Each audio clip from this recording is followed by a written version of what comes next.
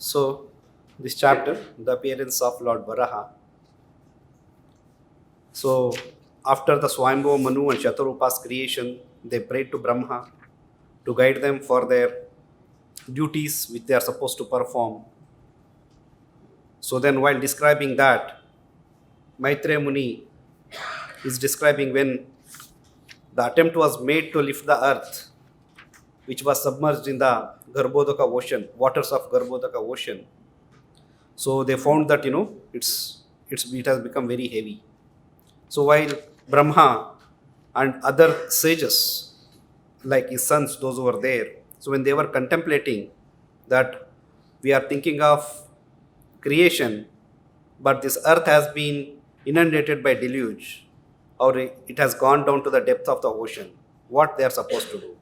So when they were contemplating like this, so a very small creature in the form of a boar generated from the nose of Brahma. So that creature was, as mentioned here, it was just a size of the tip of the thumb, maybe 1 or 2 inches. Of course, here thumb, to which thumb, whose thumb it is, that is a different subject matter. But otherwise, generally, if you consider thumb means a small size, a living entity which can actually come out from the nose. So the Lord came out of the nose of Brahma, and then Brahma was thinking, who is this who has come out from my nose? And while he was contemplating like this, the Lord Varaha, who has appeared in the form of a boar, started growing like a big mountain. So then all the sages, those who were there with Brahmaji, they started thinking. They were, first of all, they were struck with a wonder.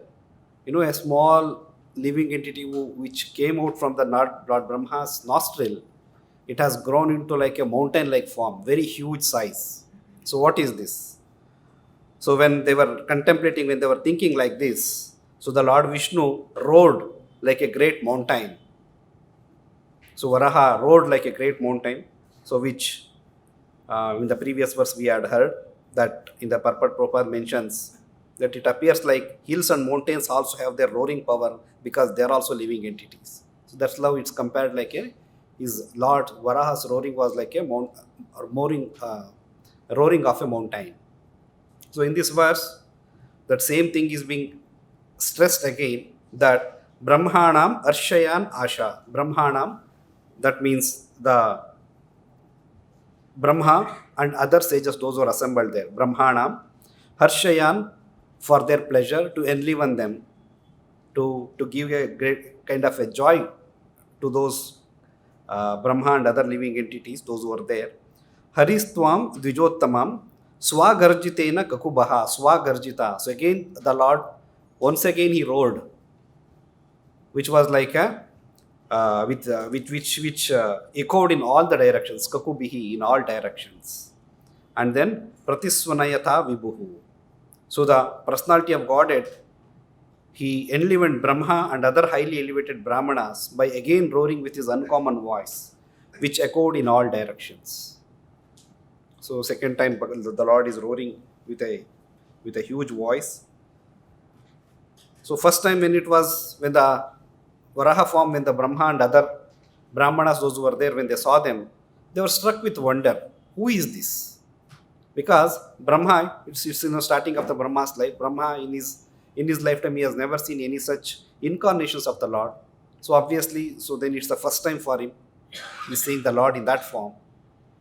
So but when the Lord second time when he rode, so that was actually meant to give assurance that I am none other than the Supreme Personality of Godhead. Prabhupada here in this purport mentions, Brahma and other enlivened brāhmaṇas who know the Supreme Personality of Godhead are enlivened by the appearance of the Lord in any of his multi-incarnations.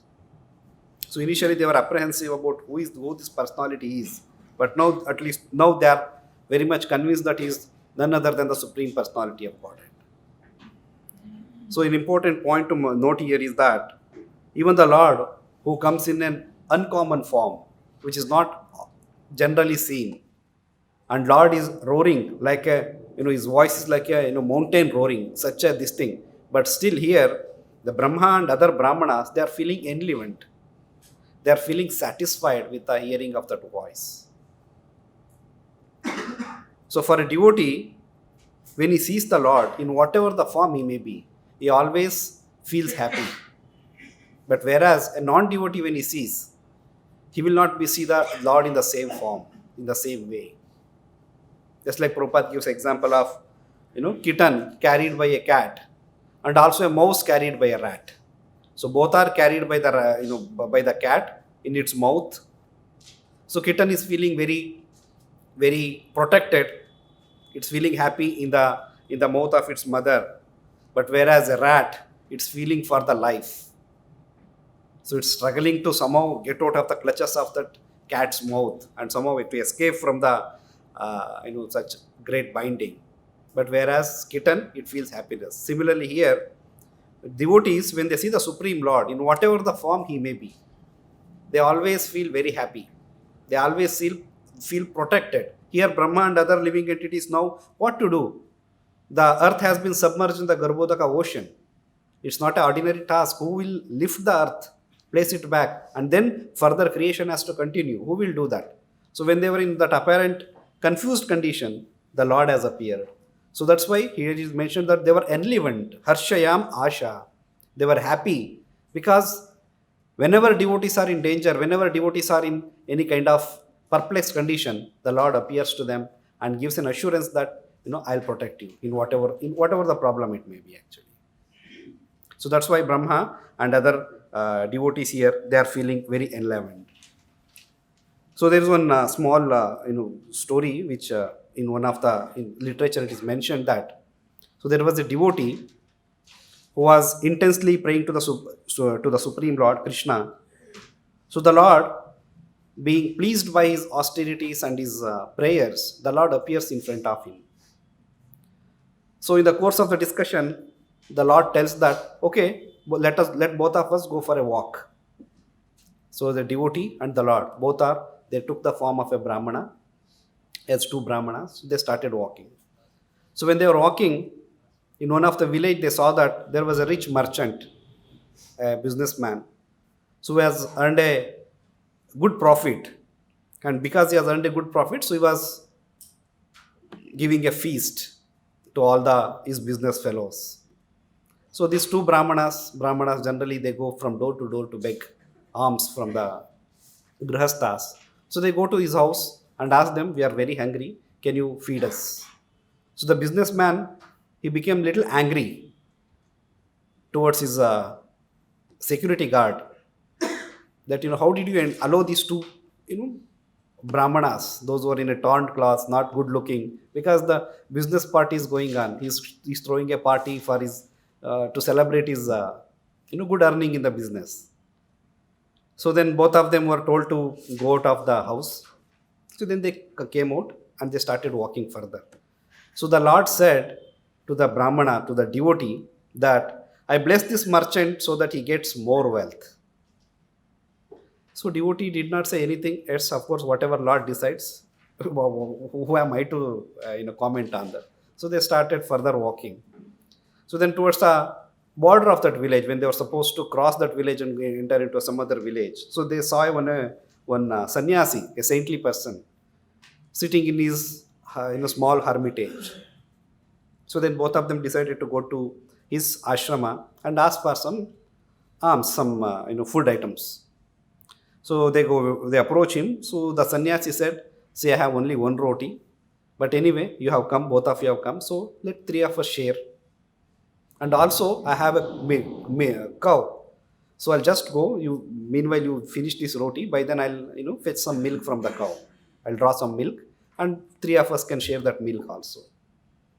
So he came. He gave the roti as well as milk both. So the Supreme Lord and the Brahmana, both of them had that, and they took a leave from his ashrama and they started walking.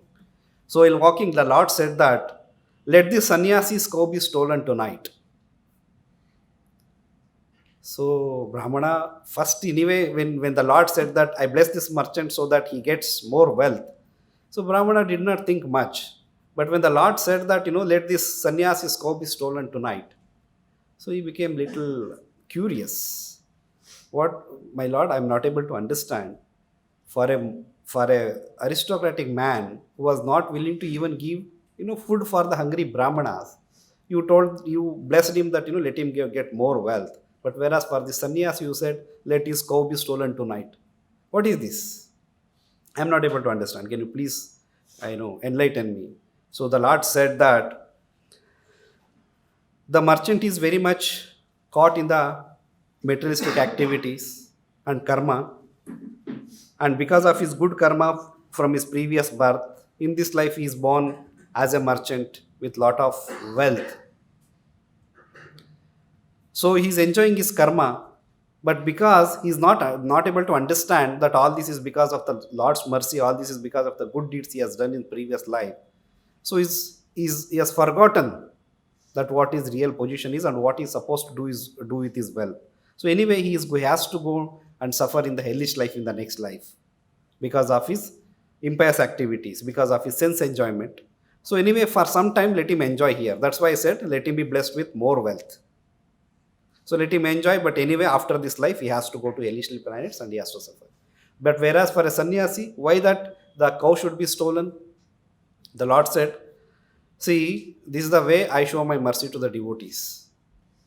A sannyasi, he has performed all the austerities, prescribed rules and regulations. He has almost purified of his material existence. So now he is eligible to come back to me. So that's why in the course of he discharging his duties, I don't want him to get attached to a cow. Just like how Jadabharata became attached to a small deer, and he had to take one more life just because of that attachment. So I don't want him to get attached to this cow. That's why. So when I take away this, automatically his dependence on me will increase more. Then immediately he can come back to me. So here, like how the Lord is showing favor to the Brahma and other brahmanas, those who are there, in the form of great roaring. So, but a devotee, one who is actually situated in the proper consciousness, can understand that yes, it's Supreme Lord only who has come for my protection. So actually, Lord's protection, the Lord's mercy is available to everyone. Just like rain. So during monsoon, when it rains on desert also, it rains on some fertile land, it rains on rocky surface, it rains on even on the ocean. So, but the effect of rain on the ocean is what? It doesn't make any difference at all. And when it falls on a rocky surface, just water falls and it flows away to nearby any stream or river.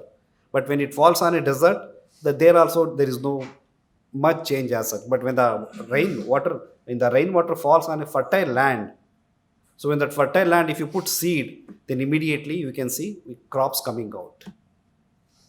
That we cannot see on the rocky surface. So similarly, the Lord's mercy is available to all the living entities. But who will be able to take advantage? Who will be able to understand the real, take advantage of the Lord's mercy and utilize it for their spiritual progress? Only devotees, those who have understood the Lord's plan properly. Otherwise, what happens? Just like merchant. So he has got lot of wealth, but he doesn't know how to utilize that. He always thinks, okay, let me expand my business. That's why he calls all his fellow business friends and he's throwing a party. But whereas a sannyasi, even though he may be living in such a poverty-stricken condition, but he never forgets the principles that if someone comes to my doorstep, whatever is there, I should offer. So these are the qualities by which actually the Lord's mercy, a devotee can attract the Lord's mercy. Even though it's available for everyone, but devotees will be able to take advantage of that. So in the Srimad Bhagavatam, that famous verse where Prabhupada quotes, Yasyaham anugrinhami harishye tadanam shanai tato danam tajantyanta swajana dukkha dukkhada. So how the Lord shows mercy to a devotee? By taking away all his material possessions. Tadanam harishye tadanam shanai. Harishya means the Lord's take away gradually, one by one, all his material possessions. Then what happens? Tato danam tajantyanta. When a person is bereft of all such wealth, all such properties, all such material possessions, his own family members, his own relatives will start neglect him. And then he will be put into more and more material miseries. This is the way the Lord shows the mercy. Then what happens? A devotee who is situated in proper consciousness, you will be able to understand whatever is happening, it is by the mercy of the Lord. If you are able to understand, then definitely he will make further progress in Krishna consciousness. Narada Muni in Srimad Bhagavatam, in the first canto, 5th chapter. So when he was explaining his previous life, before he became Narada Muni, so what was his previous life? So he was explaining to Vedavyasa. So when he comes to Badrikashram. So while explaining, Narada Muni tells that, how he served Bhakti Vedantas during Chaturmasya. Then after when they finished Chaturmasya, he, with their permission, he took the remnants from their plate. Then after that, his mother was killed. So Narada Muni is saying in the Srimad Bhagavatam that how did he actually accept that situation? How Narada Muni was able to see that situation? He explains that Tada taddaham ishasya bhaktāṇaṁ sham abhipshataha anugraham manyamana pratishtam dishamuttaram. So Narada Muni is saying, I took this as a special mercy of the Lord. Which incident? His mother being killed by a serpent. So I took this as the special mercy of the Lord, who always desires benediction for his devotees. And so thinking, I started for the north. That means he started, some great saintly person suggested him, who will take care of me when he asked. He said, Supreme Lord is there. So where I can find? He is there in the forest. You go in search of the Supreme Lord. So here Narada Muni was able to see, even though his mother is being killed, he is able to see that, it's a mercy of the Lord, and as a great benediction for the devotee, for his devotional life. So it's an important point as devotees. Of course, we have already sacrificed certain things, our material family, social status, education, high-paid salaries, but still, it's not enough, because these are all gross things which was to some extent it was easy to give up. But there are so many subtle things which are difficult, which are there in the devotees, in their heart. So what are those? Kama, Krodha, Moha, Lobha. So these are the subtle things which we have to pray to the Lord that you take away even these things also. Unless all these things, anyabhilashata shunyam, all these kinds of desires, all these material contaminations become zero, shunyam, then we'll not be able to attain that bhakti.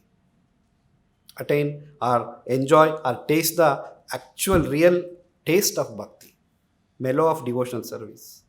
So we have to pray to the Lord that you please take away even these things, so that we can become free from all anya bilashita shunya, then free from jnana and karma as well, jnana karmadi anavrutam. Then situate ourselves in anukulyena krishnānushīlanam. So situate ourselves in the devotional service which is favorable for the advancement. Anukulyena krishnānushīlanam. So there are two types of devotional service. One is anukula, another one is pratikula. Just like, Kunti Maharani, Pandavas, they were always constantly thinking of Krishna, whether it is in the suffering, whether it is in the happiness, whatever it was. Similarly, even Kamsa was also always in the thought of Krishna. But what was the difference? So here devotees, they were doing pratikula bhakti, whereas Kamsa was doing, devotees were doing anukula bhakti and Kamsa was doing pratikula. He was thinking Krishna in a negative way. Even that also has some effect, but that is not the ideal thing for a devotee. A devotee has to desire devotional service in anukulyena krishnānushīlanam bhaktiruttamam. So in that mood, a devotee has to meditate on the Lord. So Prabhupada once, when he was delivering a lecture on Bhakti Siddhanta Saraswati Thakur disappearance day, so Prabhupada, very famous that statement from the Vedic literature. So he quotes that, so when a saintly person was going, so he happens to meet 4 different kinds of personalities. So first he met Rajaputra, a prince. So then for Rajaputra, he tells Rajaputra Chiram Jiva. So he's telling that, better you live forever. So why is that? So because after the death, the prince means the son of a king. So he's engaged in lot of material activities. So because of his material activity, just like how we, in that example of a merchant, how he was engaged in throwing a business party. So similarly here, he is also engaged in a lot of material activities. So because of those material activities, he may have to go to hellish life. So that's why the saintly person is blessing that, Rajaputra Chiram Jiva, you live forever, Chiram Jiva. So as long as you are there as a prince, you enjoy your life, because anyway, in the next life, you have to enjoy the hellish life. There is no other option. So then he happens to meet another Muniputra, so a son of a saintly person. So he was a brahmachari, one who is actually working under the directions of the spiritual master, staying in the ashram. So for him it is Mahajiva, Muniputra Mahajiva. So that means that, you better die. Mahajiva, don't live, better you die. Why is that? Because he is already trained with respect to the rules and regulations, with respect to the prescribed duties, his regulatory principles. So better let him die, let him leave his body and go back to Godhead, because he has already prepared to go back to Godhead. So for him, there is no need to spend his lifetime in this life. Again, because the life is very dangerous here in the material world. He may get caught, he may get attracted to some flimsy material thing. He may fall down from his path. So the third, next he meets a devotee, a pure devotee of the Lord who was engaged in the service. So for a devotee, he tells, Jivava Marova. That means, my dear devotee, either you live or die, the same thing. So either you live or die as you wish. Why? Because in this life, you are already engaged in devotional service. That is the glorious thing a living entity can perform even in this material life.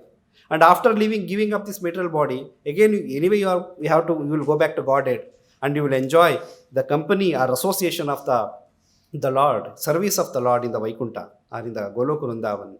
So for you, whether you live or you die doesn't make any sense, because both the lives are glorious. Then fourth, he happens to meet a butcher. So for a butcher, he says, Ma Jiva Ma Mara. Ma Jiva Ma Mara. So both lives, whether living or death, both are same. So, jo bhi karna karo.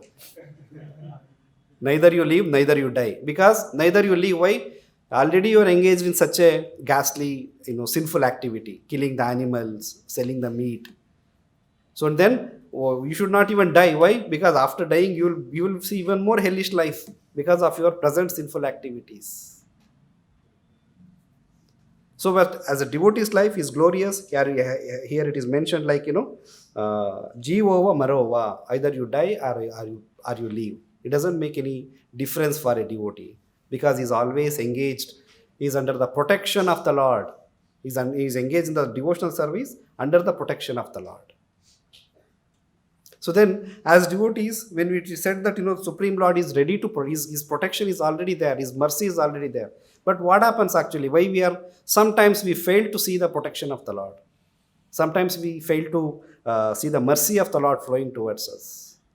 So because of our anarthas, because of our conditioning from time immemorial, that as living entities in this world, we have been doing a lot of papas and punyas, both pious and impious activities. So because of this pious and impious conditioning life, sometimes we fail to see how the Lord is actually showing mercy, the Lord is actually giving protection.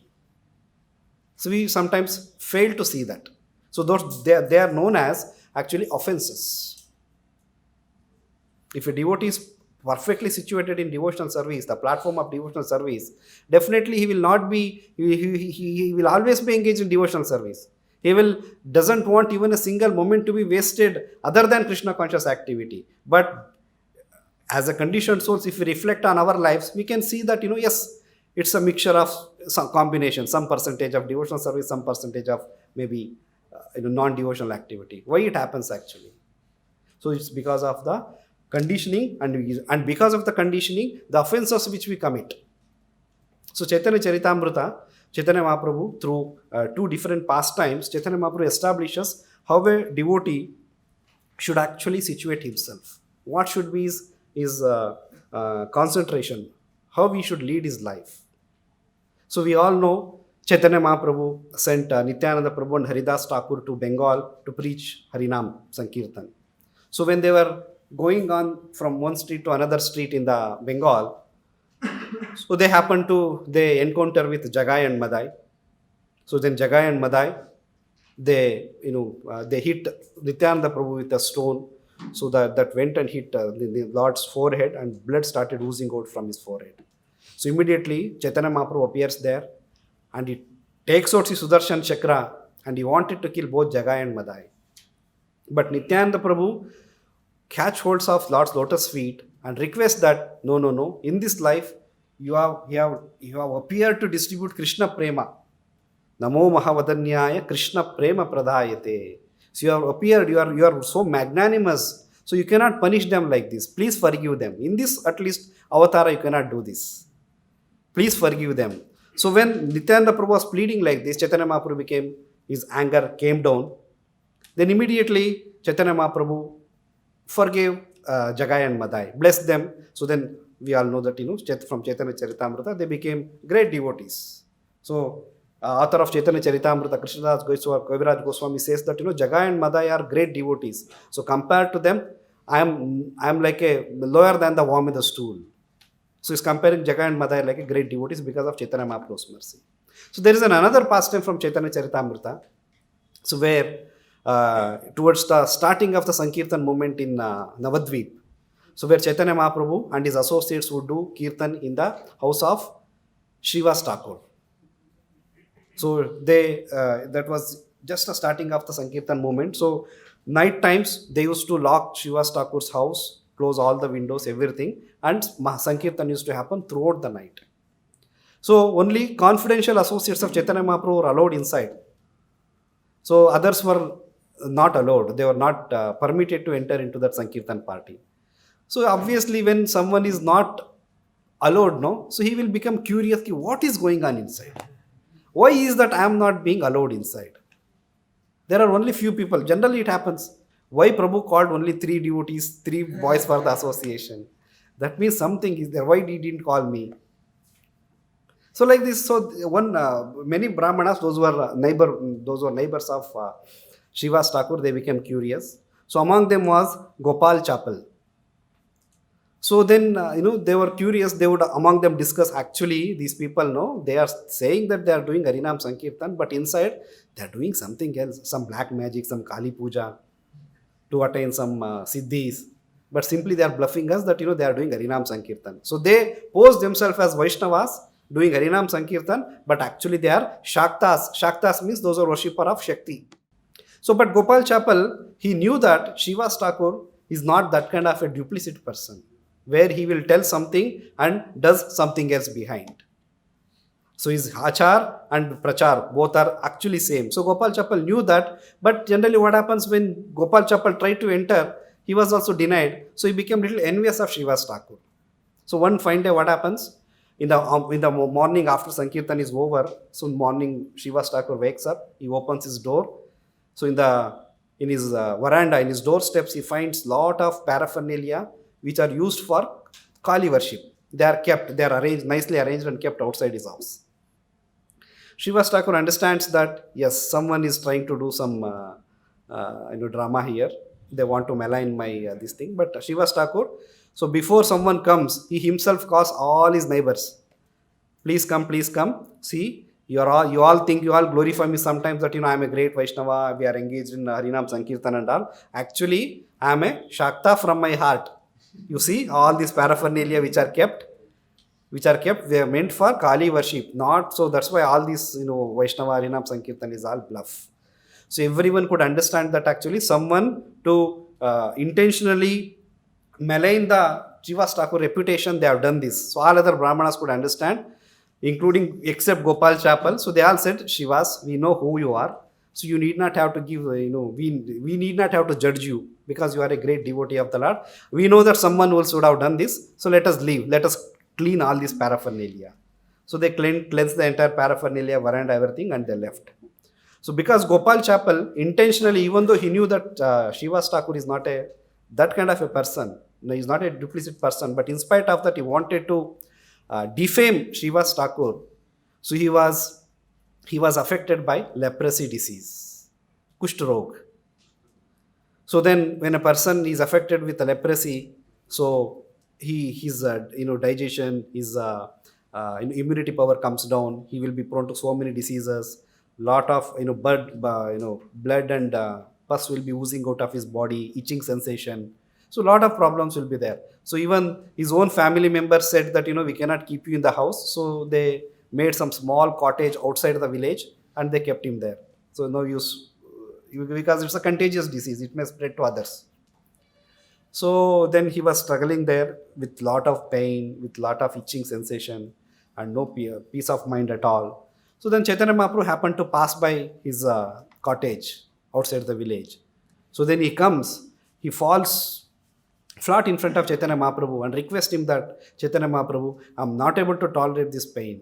Of course, I did a mistake, but I'm not able to tolerate this pain. Please relieve me. I know that it is because of your angry, because of your curse only I have been suffering like this. So please cure me.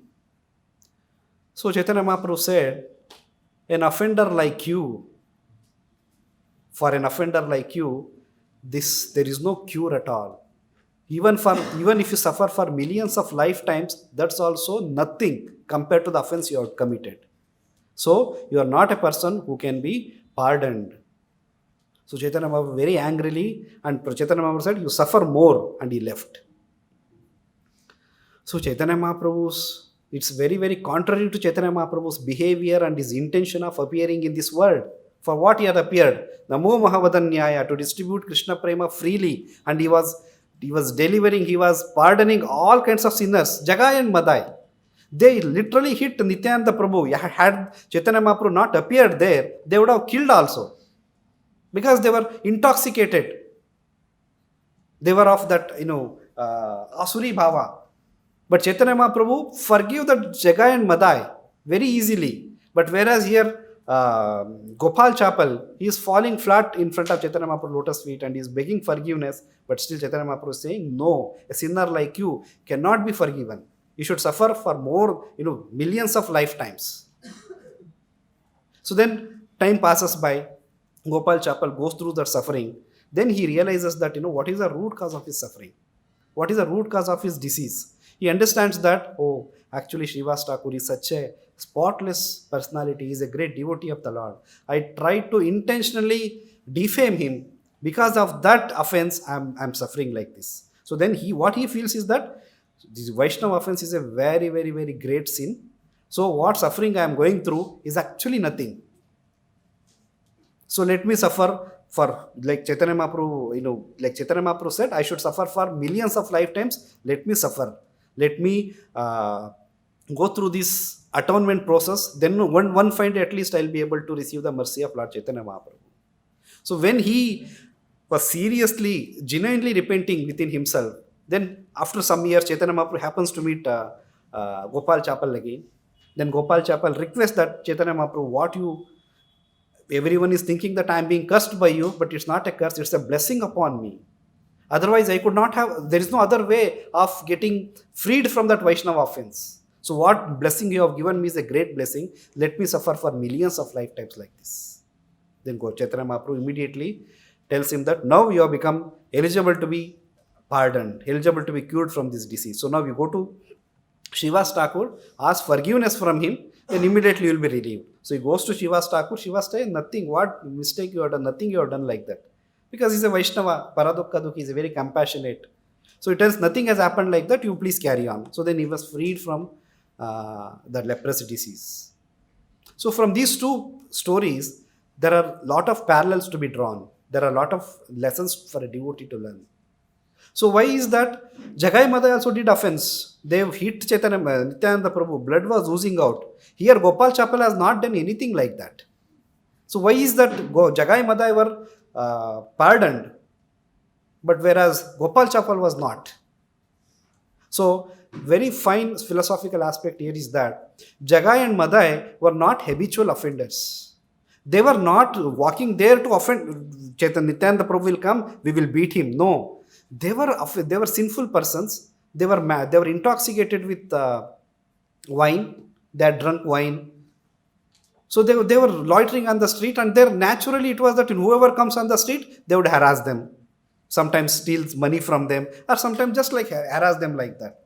So Nityananda Prabhu happened to come and they harassed Nityananda Prabhu and they offended Nityananda Prabhu. So because their offense was, they were not habitual, they intentionally did not offend Nityananda Prabhu as such. So immediately when Nityananda Prabhu asked, and when Jagai Madai also, they fall flat at Chaitanya Mahaprabhu's lotus feet, Chaitanya Mahaprabhu said, immediately he pardoned them.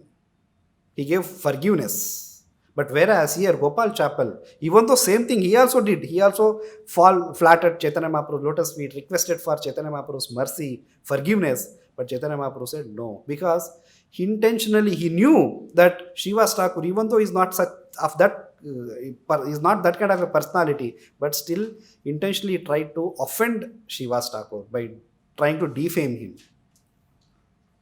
So this is a Vaishnava offense. So why sometimes, we will not be able to, as devotees, we are performing devotional service, Prabhu, I am not able to see any progress. Maybe because of these kind of things, offenses in the form of what? In minor form, in major form, whatever it may be. So as devotees, we have to fear, we have to protect our Bhakti Lacha from these kinds of offenses. Chaitanya Mahaprabhu compares Vaishnava offense to Hathi Mata. It's like a mad elephant offense. So when a mad elephant enters into a beautifully developed garden, what it does? It will destroy everything. It will spoil the entire garden.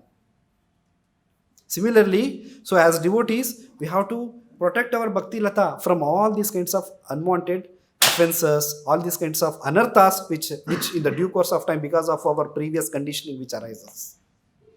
Then we will be able to actually come out of these things. So Lord is merciful, Lord is ready to forgive devotees, Lord is ready to bless devotees. But as devotees, we need to develop certain prerequisites. Then we will be able to understand the Lord's mercy. Sometimes Lord's mercies, Lord is trying to help, but we don't want to take help. Because we have made a shield on our own Bhakti Lata through the offenses, through unwanted anarthas.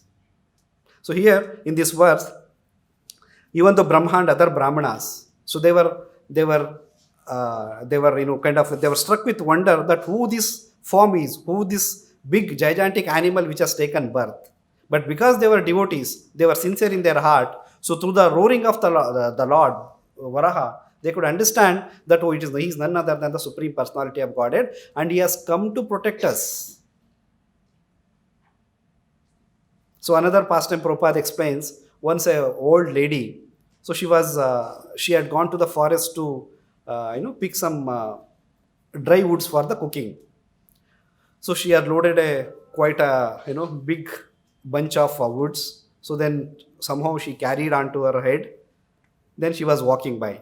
So then it became evening somewhere, that entire bunch of woods, it fell down from her head. So then who will help her to again reload that into her head? So she immediately called for the Lord, please come, please help me. So the Lord came. The Lord asked, what you want? She said, please lift this bunch of woods and keep it on my head. So Prabhupada tells that, the living entities in this material world, like us, are so foolish that, the Supreme Lord is available. The Lord has come in front of you. What you should ask? Should we ask that whatever that bunch of wood is there, that keep it back on my head? All that material load, what Lord wants to relieve us, we were asking that, please put it on my head again.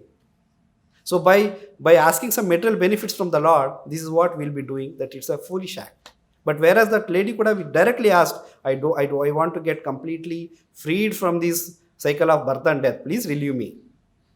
But that's not an easy thing, because that kind of a thought to come for a devotee at the right time, for that one has to develop that sukruti, sufficient pious deeds.